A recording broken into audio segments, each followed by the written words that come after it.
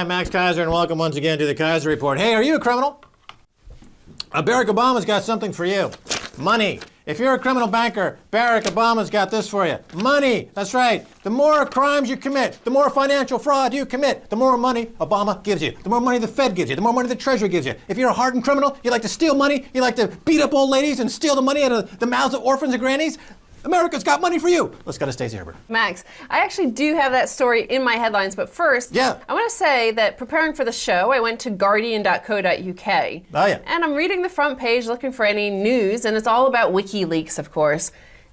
And on the sidebar, I see a little picture of Max Keiser, which kind of alarmed me because I thought, is Max in these leaked cables?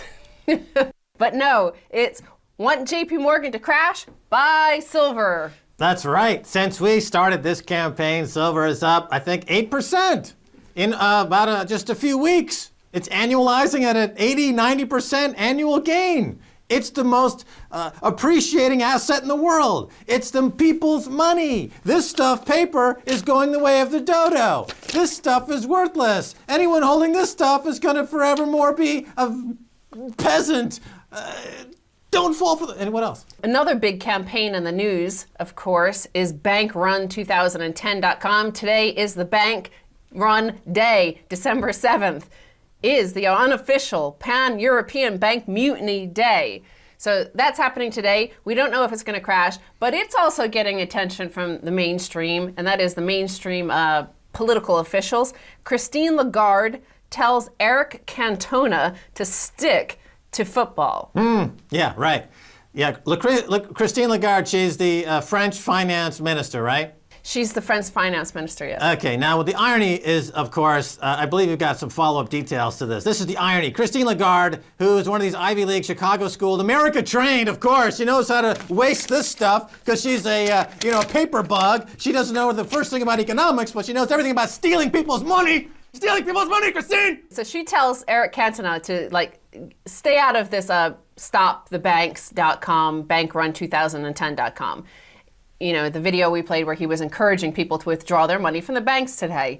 Well, she should follow her own advice because look at this next headline. Meet the 35 foreign banks that got a bailout from the Fed. Over $350 billion in short-term funding exclusively to 35 foreign banks, of which the biggest beneficiaries were UBS, Dexia, and BNP Paribas. Right, Banque Nationale de Paris, BNP.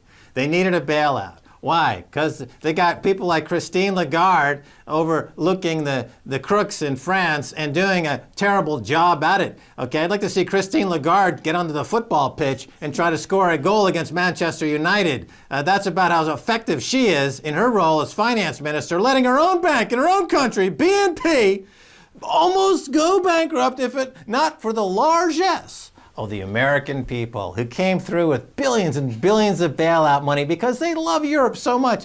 You remember the Freedom Fries campaign where Americans refused to eat French's mustard even though it's made in America?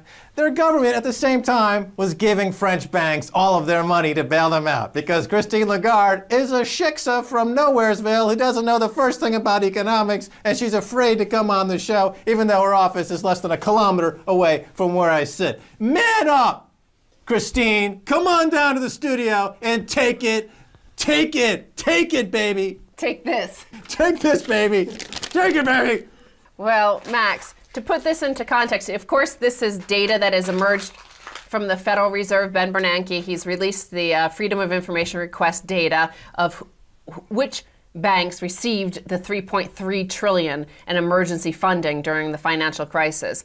So according to Zero Hedge, since the funding provided was in the form of ultra-short maturity commercial paper, it was essentially equivalent to cash funding. In other words, between October 27th, 2008 and August 6, 2009, the Fed spent $350 billion in taxpayer funds to save 35 foreign banks. Right, and included, number one on the list, UBS, Union Bank of Switzerland, that was simultaneously investigated by the U.S. for tax evasion and helping people put billions into accounts illegally. So they go after the bank for illegally tax transgressions while simultaneously giving them billions of dollars. No crime can be bailed out with more money. I mean, if I go down in the street right now and I murder 10 people, is Ben Bernanke going to call me up and send me $1 billion? Is that the way it works? It is the way it works in America. Crime pays. Well, yes, because so UBS is bailed out with the most cash. They're given the most cash. At the same time, they're paying these fines to the U.S. government for helping U.S. taxpayers avoid taxes. But at the same time, another headline reads, UK banks borrowed more than £640 billion from U.S. Federal Reserve. Now, most of it was for RBS and Barclays. And the money for Barclays, they say, was to help fund their purchase of Lehman's U.S. assets. That's right. Barclays got to buy Lehman Brothers for free. It was financed by the American people. Why wasn't Lehman just nationalized if the U.S. taxpayer was paying for it anyway? Because then the U.S. taxpayer would have gotten a benefit of some kind. I get it. This way they get no benefits. And remember, of course, Bank of America bought Merrill Lynch with the same kind of deal. They bought it for free. Again, the benefits accrue to the bankers. None of it trickles down to the people. And, the amazing thing is that what we're seeing is the emergence of a global banking cartel and all these banks consolidating into one super bank. And of course, the IMF is now over in Ireland, raping the poor people there, imposing austerity measures because the IMF is bankrupt. The IMF needs the $20 billion on Ireland's balance sheet. They need the pension assets that have been built up by the Irish people. It's the IMF that's bankrupt, not Ireland. And it's the same thing with Spain, same thing with Portugal, same thing with Lehman Brothers, same thing with Bear Stearns. These banks were technically not bankrupt in the sense that they had cash, but the banks that were bankrupt, the predatory, monster, global, dare I say it, New World Order. Yeah, what else? What else? Enough of that. What else? Just looking to see if any banks have crashed yet today. In the last 3 seconds? Well, it is the bankrun2010.com. So while all of these foreign banks, UK banks, while they're getting, free checks, nothing for the little guy. Blank check for banks, but 2 million unemployed get cut off. This is the unemployment benefits lapsed, at least temporarily, for some Americans unemployed. Yeah, well, they're the new red man. The American poor understands now what happened to the American Indian. They were bankrupted and pushed onto reservations and starved to death. And a lot of them will die as a result of it. I mean, this is the result of financial terrorism. A lot of Americans will die as a result of the Goldman Sachs, J.P. Morgan, Federal Reserve, Ben Bernanke, Tim Geithner model of mass execution for a few pennies. And I think it's important to remember that the only way you can adequately fight back against the encroaching wave of financial terrorism is to decapitalize them by buying silver. What else? Well, many Americans voted for this Tea Party in this latest elections in order to save them from the crimes of the banksters. Some of them allege. Tea Party leader, restricting voting to property owners makes a lot of sense. So this is Judson Phillips, president of a prominent Tea Party group called Tea Party Nation, and here he is interviewed on the radio. The founding fathers originally said they put certain restrictions on who got the right to vote. It wasn't you were just a citizen and you automatically got to vote. Some of their restrictions were, you obviously would not think about today, but one of them was you had to be a property owner. And that makes a lot of sense because if you're a property owner, you actually have a vested stake in the community. And if you're not a property owner, I'm sorry, but property owners have a little bit more of a vested stake in the community than not property owners do. Yeah, as I've been warning on this show, the objective of the banksters is neo-feudalism. They don't believe anyone should have property except them. That is indentured servitude. And the Tea Party, remember, it's not a political movement. It's a bowel movement. Well, of course, many of those unemployed Americans are now losing their homes, of course, so they'll be joining their red man, their brother, the what I call the Walmarticoy Indian, the people who shop themselves to losing a job at Walmart and now live on a plantation/reservation funded by Walmart, who will soon be picking cotton for a living as the dollar crashes. The only thing left America has to export are cotton, baby. King Cotton is back. Plus, one of their big themes, of course, their big concerns is alleged voter fraud. So black people voting when they shouldn't, they say. That's right. So here they are trying to disenfranchise many Americans, millions and millions of Americans who only rent their home. And by the way, most people do. They have a mortgage, which is really rent. They rent from the bank, yeah. Yeah. That's right. Americans do whatever they can to keep black people from voting. And as a result, a lot of them will end up picking cotton. Well, the Brits are also in debt. I'll die in debt, say 1 in 3. Well, that's the good spirit. That's the esprit de corps of the British people. You'll never take this credit card from my cold, wet, dying hand. Wet, of course, because they're soused on some ale, as the Brits are fond of doing. 9 out of 10 Brits have run up unsecured debt, and many fear they will never be able to pay back what they owe. 50% of them say they're fine leaving their debts for somebody else to pay, their future generation. Yeah, they're suicide shoppers.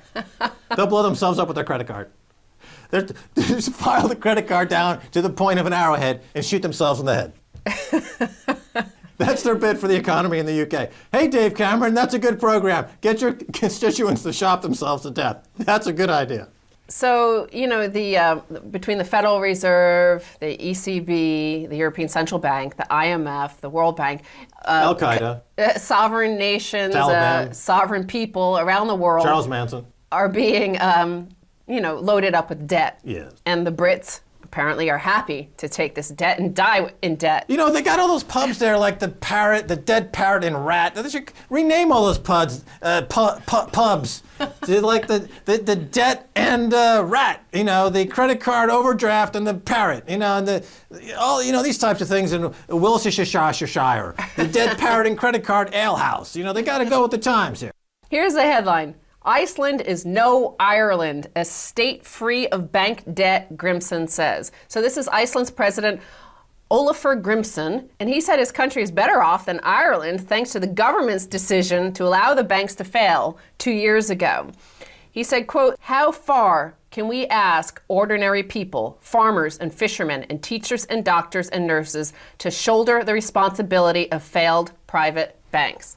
You've got a global insurrection against banker occupation. Bankers are occupying these various countries. The IMF is occupying Ireland. It's occupying Greece. It's in Iceland, but they haven't done the total leverage buyout in Iceland that they've done in these other countries because Iceland let the banks go bankrupt, as they should, because Icelandic people are proud Viking stock, and they're not allowed to let some schmatas from Wall Street come in there and shtup the banking system for a few pennies or a few cod. That's not in the Icelandic spirit. You see, so they pushed back against the financial terrorism. Well, Max, maybe you should go to Iceland now. Maybe speak to somebody there. All right, let's go to Iceland. As a matter of fact, when we come back from the break, thank you very much, Stacy Herbert, for being once again on the Keiser Report. Thank you, Max. When we come back from break, we will be going to Iceland. That's the way we got it on this show. We're going to talk to somebody and tell us how there in Iceland they pushed back against the banking terrorists. Don't go away.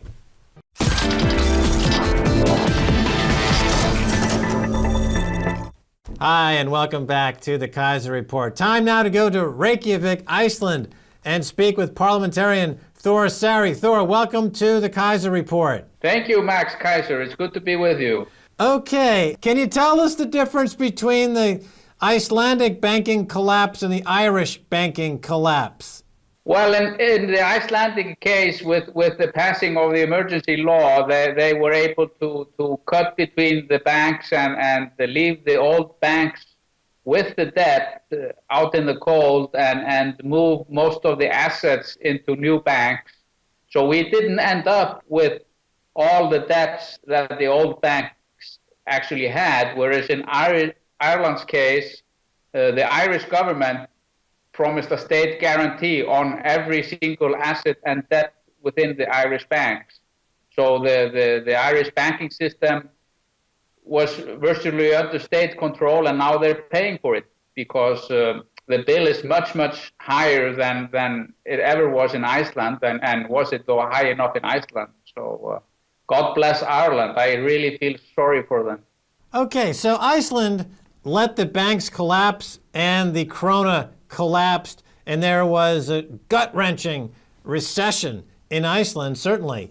Now, having gone through this, do you think that was the right move to allow the banks to collapse? Yeah, I think that was the right move. I mean, we're not gone through it yet. We're still in the middle of it. I mean, it's been 2 years now, and we're still not seeing our way out of the recession. It's much deeper and longer than was expected, and new debts of the banks are always surfacing.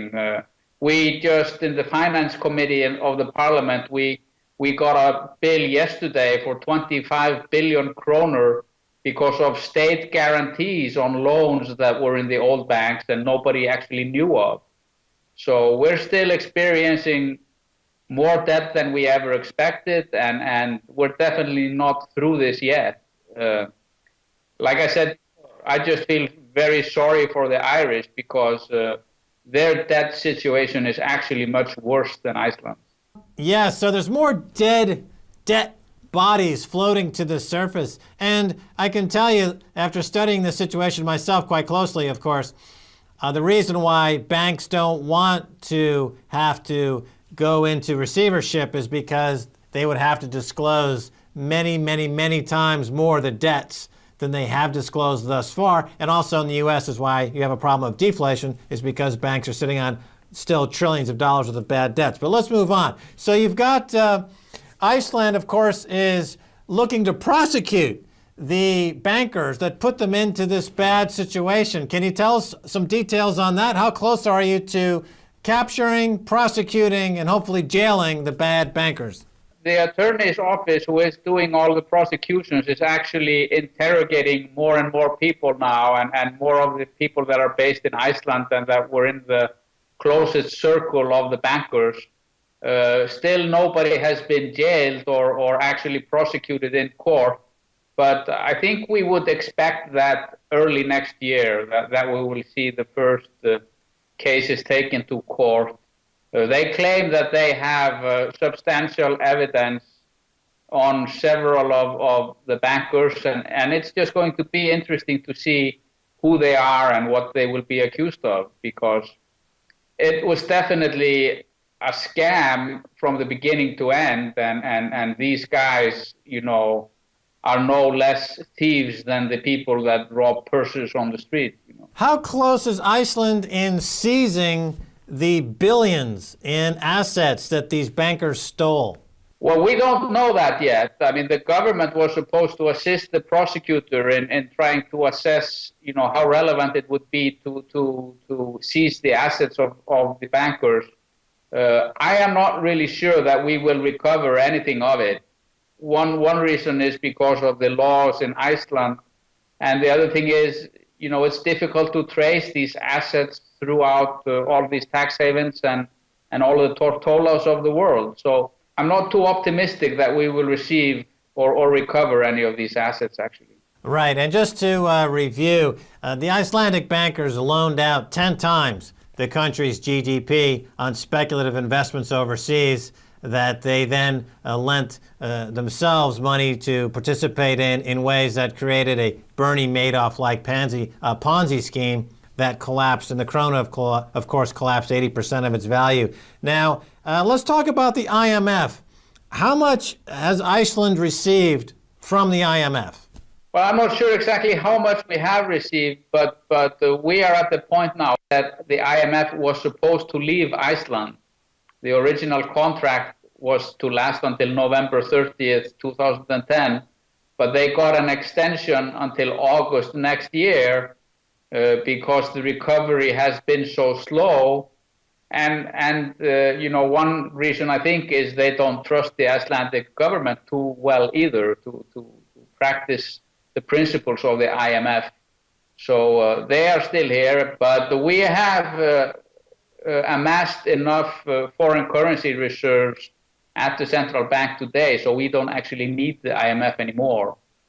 But they are still here, and they continue to put their fingers into Icelandic legislation, especially legislation that is supposed to help the average Joe debtor on the street. They don't want him to be helped. Does anyone question the fact or have a problem with the fact that the IMF itself is bankrupt? No, that hasn't actually been discussed. I mean, that's one thing that we did at the movement today is we introduced a bill in Parliament whose mission is to get Iceland rid of the IMF and actually puts forward the proposal that they actually just leave tomorrow. But that the IMF is bankrupt, no, I don't think anyone thinks about that. I mean, it's a too valuable tool for the wealthy nations to squeeze out more money and control the world than that. They're not going to let the IMF go bankrupt in practice. Well, the IMF is made up of banks that are insolvent. So the IMF, by definition, is bankrupt, and they need the money to pay themselves. They themselves have no money, and they see Iceland or Ireland as easy pickings. But what exactly are the costs that the IMF is imposing on Iceland? The costs are very high in terms of social costs. I mean, there are really, really serious cuts in the healthcare sector and in the welfare sector. The closing downs of hospitals, the sacking of doctors and nurses, cutbacks in schools, cutbacks in welfare payments. Road construction has stopped and road repairs have stopped. The road infrastructure is starting to crumble. The cost of the debt is also massive. We are paying out now close to 1/5 of all government revenue that goes just into paying the interest on the debt. And that's an unsustainable cost in my point of view. I mean, you can't run a society with that kind of a debt. Thor, one other question. I know that Julian Assange of WikiLeaks has a close relationship with the parliamentarians up there in Reykjavik. And apparently he's going to come out with a trove of information exposing some of the criminality in a major bank I believe it's in the U.S. Do you think maybe this is where some of these missing debts have gone? Maybe we'll find where the banking crooks are there. Have you talked to Julian Assange about this? No, we haven't spoken to him in a long time, and actually we really don't know where he is. But that is definitely something that I would be interested in asking him about, because the remains of Kaupthing Banki in Luxembourg, they were sold, or the bank was sold to a wealthy family, and it's now called the De Havilland Bank. And all the information in the bank was, of course, sold with it, so it's inaccessible now to Icelandic authorities.